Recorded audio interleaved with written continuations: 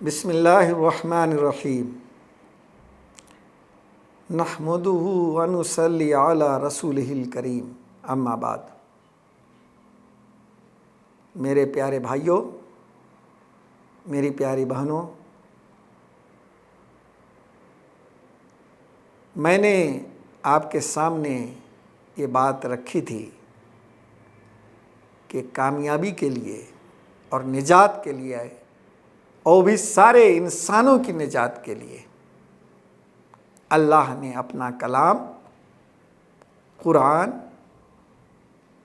نازل فرمایا، اور کامیابی کے لیے ضروری ہے کہ ہم قرآن کو پڑھیں، اس کو سمجھیں اور اس پر عمل کریں۔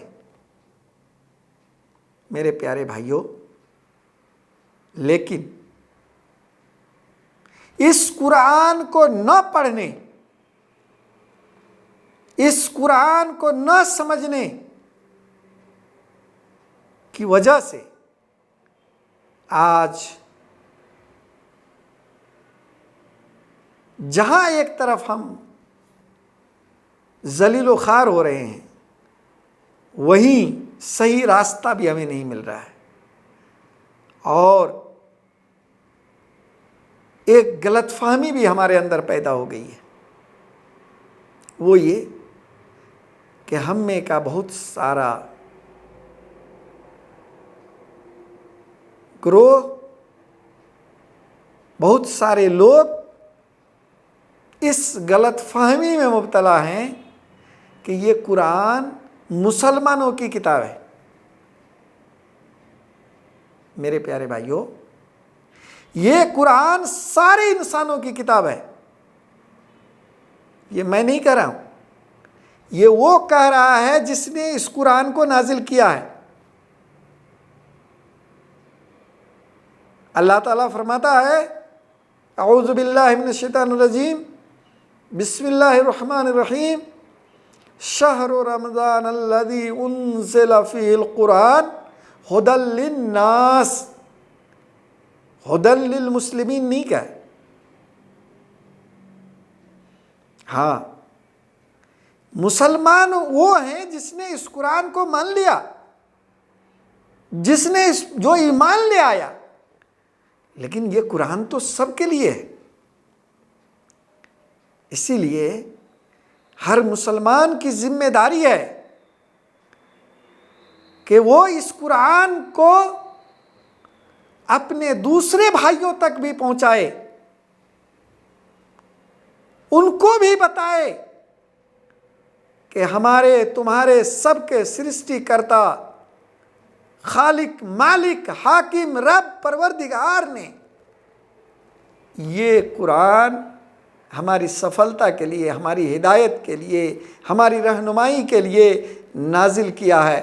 اس کو پڑھ کے دیکھو کہ ہمارے خدا نے، ہمارے اللہ نے، ہمارے رب نے، ہمارے ایشور نے کیا کہا ہے۔ میرے پیارے بھائیوں، اللہ کے پیارے نبی حضرت محمد مصطفیٰ صلی اللہ علیہ وسلم قیامت کے دن اللہ تعالیٰ سے ایک شکایت فرمائیں گے، ان کے جناب میں ایک بات رکھیں گے، اور وہ کیا ہے؟ یا ربی ان قومی اتخذوا ھذا القرآن مہجورا۔ اے میرے پیارے رب، میری قوم نے اس قرآن کو چھوڑ دیا تھا۔ اس کی تشریح میں بڑے بڑے علماء کرام، مفسرین اعظام نے جو بات لکھی ہے، اس کا خلاصہ آپ کے سامنے رکھنا چاہتا ہوں۔ چونکہ اللہ کے رسول صلی اللہ علیہ وسلم رحمت للعالمین تھے، ساری دنیا کے لیے مبعوث کیے گئے تھے، وہ پیارے نبی قیامت کے دن یہ شکوہ کریں گے. وہ رحمت للعالمین اللہ سے جب یہ بات کہیں گے تو اس میں یہ بات عمومی طور پر تو ہر قوم اس میں شامل ہو جائے گی، کیونکہ جتنے لوگوں کی طرف رسول اللہ صلی اللہ علیہ وسلم مبعوث کیے گئے تھے وہ ان کے مخاطب تھے. لیکن خصوصی مخاطب وہ ہوں گے جو نبی کریم صلی اللہ علیہ وسلم پر ایمان لانے کا دعویٰ کرتے ہیں، یعنی امت مسلمہ. اب ذرا غور کیجئے کہ امت مسلمہ نے کیسے قرآن کو چھوڑا ہے. تو بات بہت ہی توجہ طلب ہے، ہمیں اس طرف دھیان دینا چاہیے. میرے پیارے بھائیوں، بزرگوں، علماء نے لکھا ہے کہ قرآن کو اللہ کی کتاب نہ ماننا قرآن کو چھوڑنا ہے. اس میں امت محمدیہ نہیں آتی ہے. اس میں وہ سارے لوگ ہیں جو یہ ایمان نہیں رکھتے ہیں کہ قرآن اللہ کی کتاب ہے اور اللہ نے ہماری ہدایت کے لیے نازل کیا ہے، گویا انہوں نے قرآن کو چھوڑ رکھا ہے. لیکن اس کا دوسرا مفہوم ہے چھوڑنے میں یہ بات بھی شامل ہے، قرآن کی تلاوت نہ کرنا. اب ذرا سینہ پر ہاتھ رکھ کر کے، اللہ کو گواہ رکھ کر کے، سارے بھائی، وہ بھی جو پڑھے لکھے نہیں ہیں، وہ بھی جو پی ایچ ڈی کیے ہوئے ہیں، جو ڈاکٹر انجینئر ہیں، وہ بھی جو عالم اور عام ہیں، وہ بتائیں کہ قرآن کی تلاوت کتنی کرتے ہیں. اور جو لوگ پڑھنا، قرآن کی تلاوت کرنا نہیں جانتے ہیں، تو کیا ان کے لیے کوئی جواز کا راستہ ہے جو اللہ کے یہاں پیش کریں گے کہ ہم اس وجہ سے نہیں پڑھ سکے؟ آج ہر علاقے میں، ہر محلے میں، ہر جگہ قرآن کو پڑھنے پڑھانے والے لوگ موجود ہیں.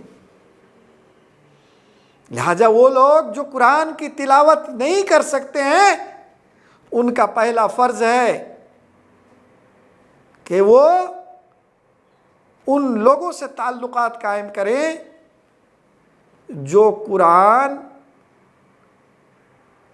پڑھتے اور پڑھاتے ہیں، اور اس کے لیے پہلی فرصت میں قرآن کی تلاوت کرنا ان کو سیکھ لینا چاہیے. جتنے لوگ ہیں جو قرآن کی تلاوت نہیں کرتے ہیں، پڑھتے نہیں ہیں، اس کو سنتے نہیں ہیں، گویا کہ انہوں نے قرآن کو چھوڑ رکھا، بے اعتنائی ہے. اور دوسرا قرآن کو چھوڑنا یہ بھی ہے کہ اس کے معنی اور مفہوم کو نہ سمجھا جائے. آج عجیب سا نظارہ دیکھنے میں آتا ہے. ہم لوگ حدیث میں، تاریخ میں یہ پڑھتے ہیں کہ اللہ کے پیارے نبی حضرت محمد مصطفیٰ صلی اللہ علیہ وسلم جب مکہ میں تلاوت قرآن کرتے تھے، اس کی تعلیم دیتے تھے، تو کفار، مشرکین، اعدائے اسلام بے اعتنائی سے چلے جاتے تھے. آج افسوس ہوتا ہے، وہی روش ایمان کا دعویٰ کرنے والے، پرچلت مسلمانوں کی شکل و صورت رکھنے والے، دین کے کام کرنے کا دعویٰ کرنے والے، جب ان کو کہا جاتا ہے کہ آؤ قرآن کو سمجھیں، قرآن کا ترجمہ پڑھیں، قرآن کے معنی مفہوم کو سمجھیں، تو وہ ایسے چل دیتے ہیں کہ گویا کہ قرآن سے ان کا کوئی تعلق نہیں ہے. آپ کا کس سے تعلق ہے؟ کس گروہ میں ہیں آپ؟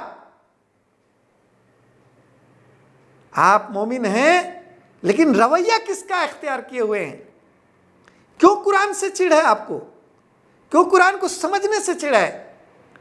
کیوں قرآن کے مفہوم کو جاننے سے چڑ ہے؟ تو علماء کہتے ہیں، فرماتے ہیں کہ قرآن کو نہ سمجھنا بھی قرآن کو چھوڑنا ہے۔ میرے پیارے بھائیوں، اسی طرح سے قرآن میں جن کاموں کو کرنے کہا ہے ان کو نہ کرنا بھی قرآن کو چھوڑنا ہے۔ آج آپ دیکھ لیجئے کہ قرآن کے آج 90%، 95% جس کام کا حکم دیا ہے قرآن نے اس کو مسلمان نہیں کرتے، اور جن کاموں سے روکا ہے اس کو کرنا یہ بھی قرآن کو چھوڑنا ہے، لہٰذا وہی حال اس کا بھی ہے۔ آج مسلمان ہے وعدہ خلاف ہے، مسلمان ہے سود کھاتا ہے، مسلمان ہے غیبت کرتا ہے، مسلمان ہے اپنے پڑوسی کا خیال نہیں کرتا ہے، اخلاق درست نہیں ہے، قرآن نے جیسا کہا ویسا نہیں ہے۔ میرے پیارے بھائیوں، یہ قرآن کو چھوڑنا ہے۔ اسی طرح سے قرآن کی دعوت کو نہ پھیلانا یہ بھی قرآن کو چھوڑنا ہے۔ میرے پیارے بھائیوں، میری پیاری بہنوں، کل جب اللہ کے رسول یہ مقدمہ اللہ کے سامنے رکھیں گے، آپ کیا جواب دیں گے؟ ابھی موقع ہے، جڑ جائیے قرآن سے، تاکہ کل اس زمرے میں نہ پڑھیں جس کے بارے میں اللہ کے پیارے نبی رحمت للعالمین حضرت محمد مصطفیٰ صلی اللہ علیہ وسلم اللہ کے سامنے یہ کہیں کہ اے میرے پیارے رب، میری قوم نے قرآن کو چھوڑ دیا تھا، آپ اس زمرے میں نہ پڑھیں۔ اللہ تعالی ہمیں قرآن والا بنا دے، قرآن کو پڑھنے والا، سمجھنے والا، عمل کرنے والا اور قرآن کو پھیلانے والا بنا دے۔ آمین۔ وما علینا الا البلاغ۔